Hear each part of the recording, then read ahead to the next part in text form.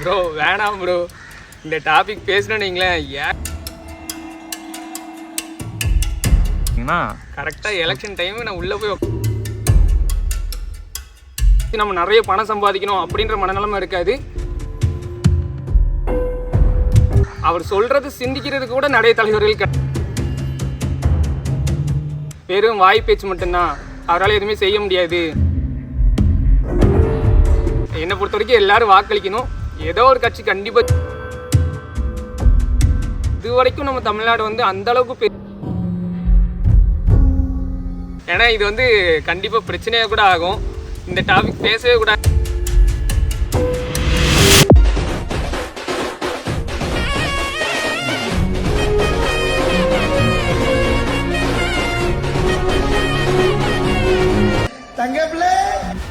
இன்றைக்கி இந்த வீடியோவில் பார்த்தீங்கன்னா ராஜேஷ் அண்ணா வராமல் என்னடா நீ வந்திருக்க அப்படின்னு போய் பார்ப்பீங்க. இந்த வீடியோவில் ராஜேஷ் அண்ணா இனிமேல் வருவார். ஏன்னா நான் ராஜேஷ் அண்ணாட்ட ஏதாவது ஒரு டாபிக் சின்னதாக பேசினா கூட அவர் ரொம்ப எக்ஸ்ட்ரா பேஸ் பண்ணி ஒரு மாதிரி கதை விஷுவல் அதுன்னு சொல்லி ரொம்ப பேசிகிட்டே இருப்பார். அதனால் எனக்கு ரொம்ப நாள் என்னடா அவர் பேசிகிட்டே இருக்கார் அப்படின்னு பார்க்கும்போது எனக்கு திடீர்னு ஸ்பார்க் ஆச்சு. சரி இனிமேல் இவரை வச்சு ஏதாவது ஒரு வீடியோ மாதிரி கண்டென்ட் மாதிரி இனிமேல் ஒரு டாப்பிக்கை பேசி ஏதாவது ஒரு வீடியோ மாதிரி பெருசாக பண்ணலாம் அப்படின்னு ஒரு தோணுச்சு. அதனால் இன்றைக்கி ஃபஸ்ட்டு எடுத்தோன்னே ஒரு டாபிக் எனக்கு மாதிரி தோணுச்சு. அந்த டாப்பிக்கை வச்சு தான் அந்த வீடியோக்குள்ளே போக போகிறோம். அது என்ன டாபிக்னு இந்த வீடியோக்குள்ளே போய் பாருங்கள்.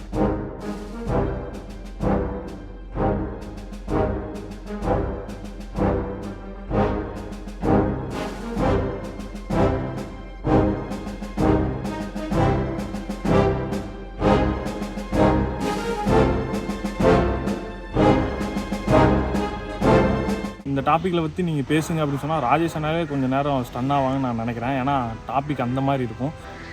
ப்ரோ வேணாம் ப்ரோ, இந்த டாபிக் பேசணுன்னீங்களேன் ஏகப்பட்ட கான்ட்ரவர்சி வரும். நமக்கு இருக்கிற ஃபேன்ஸ்லாம் ஓடி போயிடுவாங்க. தயவு செஞ்சு டாபிக் வேணாம், வேறு ஏதாவது டாபிக் கூட சொல்லுங்கள். நீங்கள் பேசுவீங்கன்னு நான் வேறு ஆடியன்ஸை சொல்லிட்டேன். அதனால் நீங்கள் பேசியே தான் ஆகணும் அந்த டாப்பிக்கை பற்றி. சரி எந்த டாபிக் நீங்களே சொல்லுங்கள். பாலிடிக்ஸை பற்றி பேச போகிறோம். பாலிடிக்ஸ்? ஆமாம். அதனால அரசியலில் எனக்கு ஒரு 4 கட்சியை பற்றி நான் கொஞ்சம் கெஸ் பண்ணி வச்சுருக்கேன். அதுலேருந்து ஒரு நான் கேட்குறேன், ஒன்னொன்றை பற்றி நீங்கள் பேச ஆரம்பிச்சிங்கன்னா கரெக்டாக எலெக்ஷன் டைம் நான் உள்ளே போய் உட்கார போகிறேன். நீங்கள் வெளியில இருந்து வீடியோ போட ரெடியாக இருக்கு. அதெல்லாம் எதுவும் ஆகாது. நீங்கள் அதுக்கேற்ற மாதிரி பேசுவீங்கன்னு நான் நினைக்கிறேன். சரி பார்க்கலாம். ஃபஸ்ட்டு தாவேக்கா பற்றி நீங்கள் என்ன நினைக்கிறீங்க? ஃபஸ்ட்டு டிஸ்க்ளைமர்லேயே நான் சொல்லிக்கிறேன், நான் வந்துட்டு தப்பிக்கிறதுக்காக தான் பேசுவேன். ஏன்னா நான் மாட்டிக்க விரும்பலை. ஆனால் அதுக்குன்னு என் மனசில் உள்ள உண்மையும் தான் பேசுவேன். ஏன்னா இது வந்து கண்டிப்பாக பிரச்சனையாக கூட ஆகும். இந்த டாபிக் பேசவே கூடாதுன்னு தான் நினைப்பேன். ஆனால் வந்துட்டு ஒரே ஒரு விஷயம், அரசியல் வந்து எல்லாருமே பேசி ஆகணும். இந்த யூடியூபர்ஸாக இருக்கட்டும், இன்ஸ்டாகிராமில் உள்ள நிறைய பேராக இருக்கட்டும், எல்லாருமே அரசியல் பேச பயப்படுறாங்க. ஆனால் வந்துட்டு கண்டிப்பாக பேசி தான் ஆகணும். ஏன்னா எல்லாரும் அரசியல் பேசும்போது தான் அரசியல்ன்றது ஒரு நாகரிகத்தை அடையும். ஃபஸ்ட்டு வந்து தாவேக்கவா? ஆமாம். விஜய் அண்ணனை பிடிக்காதவங்க தமிழ்நாட்டில் யாருமே இருக்க மாட்டாங்க.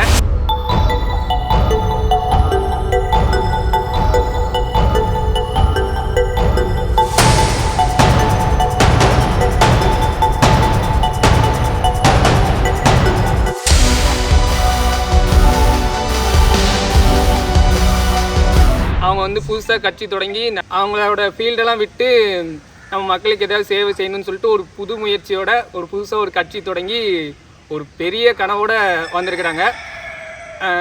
ஸோ வந்துட்டு கண்டிப்பாக பெரிய லெவலில் அவங்களோட அரசியல் போராட்டம் வந்து இந்த இதில் இருக்கும்னு நினைக்கிறேன். ஸோ இந்த வாட்டி விஜய் அண்ணனோட பங்கு அரசியலில் பெரிய பங்காக இருக்கும்னு நினைக்கிறேன்.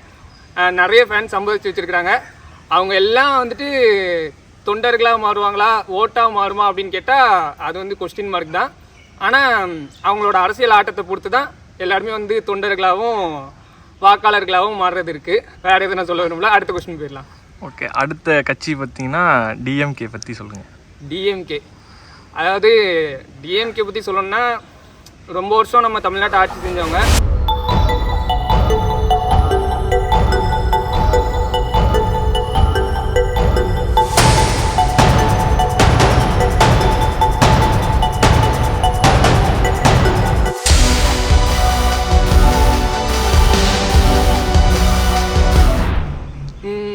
என் மனசில் என்ன தோணுதுன்னா, அவர் சம்பாதிக்காத காசே இருக்காது. ஸ்டாலின் ஐயா வந்துட்டு சம்பாதிக்காத காசே இருக்காது.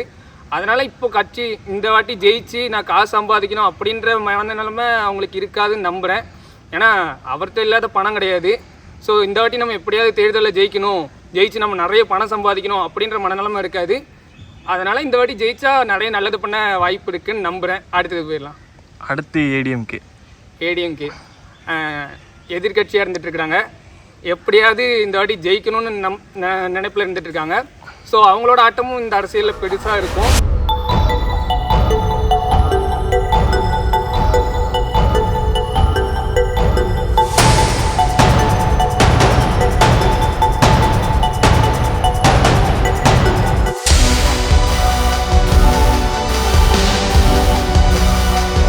எப்படியாவது ஜெயிக்கணுன்ற எண்ணம் வந்து எப்படியாவது சேவை செய்யணுன்ற எண்ணமாக தான் இருக்கும்.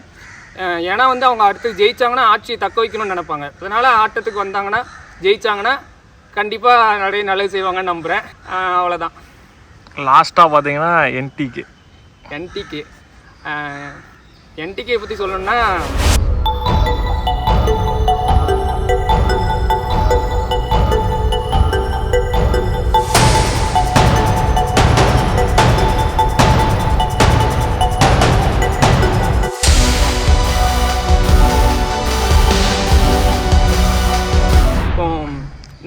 நிறைய விமர்சகர்கள் சொல்லுவாங்க, இந்த மாதிரி சீமானண்ணன் வந்து வெறும் வாய் பேச்சு மட்டும்தான், அவரால் எதுவுமே செய்ய முடியாது, சும்மா சொல்ல மட்டும் தான் செய்கிறாரு அப்படின்ற மாதிரி சொல்கிறாங்க.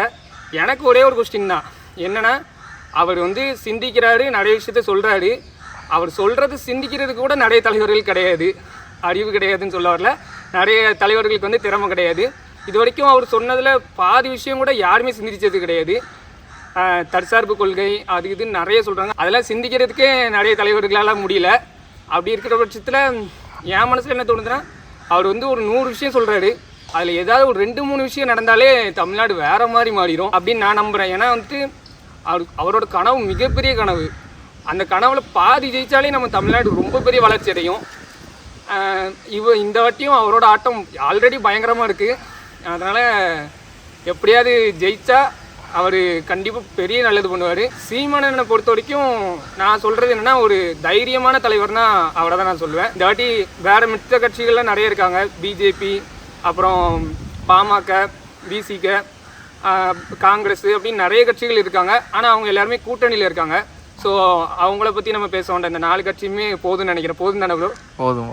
என்னை பொறுத்த வரைக்கும் அரசியல் அப்படின்னா வந்துட்டு அது ஒரு வேலை கிடையாது, அது வந்து ஒரு சேவை.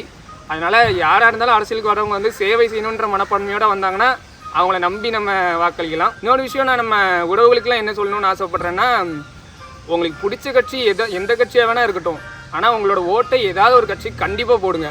ஓட்டு போடாம மட்டும் இருக்காதீங்க. சரி, இப்போ 4 கட்சி பற்றியும் ஒன்று சொன்னீங்க, சேஃபாகவும் பதில் சொல்லிட்டீங்க, அது வரைக்கும் சந்தோஷம். ஆனால் இந்த 4 கட்சியில் உங்களுக்கு வந்து யார் 2026 முதலமைச்சர் ஆவா நீங்கள் என்ன நினைக்கிறீங்க? இது வந்து என் கையில் கிடையாது, இல்லை என் கையிலையும் கிடையாது, அரசியல்வாதிகளாக இருக்கிற அவங்க கையிலையுமே கிடையாது. நீங்கள் சொன்ன 4 கட்சியோ இல்லை இத்தனை கட்சியோ அந்த கட்சிக்காரங்க கையிலையும் கிடையாது, என் கையிலையும் கிடையாது. பொதுவான மக்கள் எல்லாரோட கையிலையும் தான் இருக்குது. அதனால் மக்கள் மனசில் என்ன இருக்குன்னு தெரியாது. அவங்களுக்கு பிடிச்ச கட்சிக்கு அவங்க கண்டிப்பாக வாக்களிப்பாங்க. என்னை பொறுத்த வரைக்கும் எல்லோரும் வாக்களிக்கணும். ஏதோ ஒரு கட்சி கண்டிப்பாக ஜெயிக்கும். அந்த ஜெயிக்கிற கட்சி மக்களுக்கு நல்லது பண்ணணுன்ற எண்ணம் மட்டும் இருந்தால் சூப்பராக இருக்கும். ஏன்னா இது வரைக்கும் நம்ம தமிழ்நாடு வந்து அந்தளவுக்கு பெரிய வளர்ச்சியை காணலை. இதுக்கப்புறம் ஜெயிக்கிற கட்சினால் காண முடியுமா அப்படின்றது இது வந்து அது மட்டும் தான் நம்ம பார்க்கணும். ஸோ நம்மளோட பங்களிப்பு ஏதோ ஒரு கட்சி உங்களுக்கு பிடிச்ச கட்சிக்கு கண்டிப்பாக வாக்களிங்க. அது மட்டும்தான் என்னால் சொல்ல முடியும். இந்த அரசியல் டாபிக் இதுக்கு மேலே வேணாம். ஏன்னா இதுவே ரொம்ப கான்ட்ரவர்சியாக போயிடும்னு பயமாக இருக்குது. நாளைக்கு நீங்கள் வேறு ஏதாவது டாபிக் கேளுங்க, நம்ம வேறு டாப்பிக்கில் சூப்பராக இதோட பதில் சொல்கிறேன். இந்த மாதிரிலாம் சேஃபாக இல்லாமல் மனசில் உள்ள இதுவுமே மனசில் உள்ளது தான், சேஃபாக இல்லாமல் ரொம்ப தைரியமாக பேசுகிறேன். ஸோ இந்த டாபிக் ஏதாவது சிக்குவாக பார்த்தா சேஃபான பதில் சொல்லி அவர் தப்பிச்சிட்டாரு. ஆனால் இன்னும் எனக்கு வந்து இந்த லவ்வு, ஃப்ரெண்ட்ஷிப்பு, இந்த ரிலேட்டிவ் இவங்கெல்லாம் பற்றி பாண்டிங்லாம் அவர்கிட்ட கேட்கணும்னா நிறையாவே இருக்குது. ஆனால் அவர் நிறையா எக்ஸ்பீரியன்ஸ் இந்த மனசளவில் அடியும் ரொம்ப வாங்கியிருக்காரு. ஆனால் அதை பற்றி கேட்கணும்னு எனக்கு நிறையா இருக்குது. நெக்ஸ்ட் டைம் ஏதாவது ஒரு கான்ட்ரவர்சியான ஒரு டாப்பிக்கு அந்த மாதிரி சிக்கிற மாதிரி ஏதாவது பார்க்கலாம்.